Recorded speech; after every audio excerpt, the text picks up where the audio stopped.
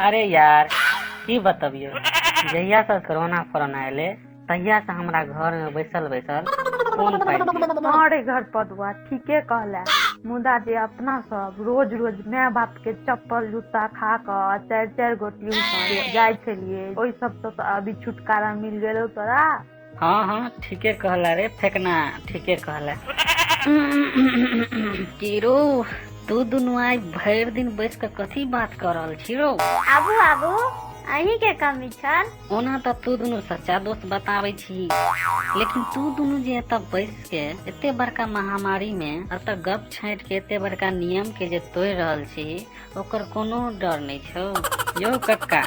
तो हम दोनों कौन बड़का गलती कर दिलिये यो जे अहाँ एते तमसा गेलिये?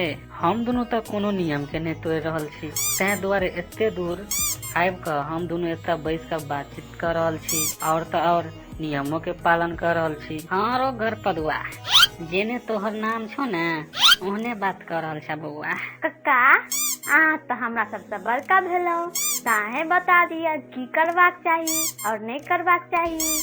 तो दुनू कोई सुनू और नियम के पालन करू। ई लॉकडाउन में सरकारक निर्देश जे होय छे ओकर पालन सब केओ के करवाक चाहिए, तहिना हमरा अहाँ के सब केओ के पालन करवाक चाहिए और केकरो भी साथ सामने बैठ कर या सामने सट कर नहीं रहबाक चाहिए। या तो कोरोना के जे लक्षण होय छे ना, वो लक्षण सबसे बड़का यह चीज से निकल रहल छे। तहिना बिना जरूरी के अखन कतो भी नहीं जेबाक चाहिए, नहीं घर से निकलबाक चाहिए। ऐसे की होय छे सब कोई सेफ्ट रहे छे।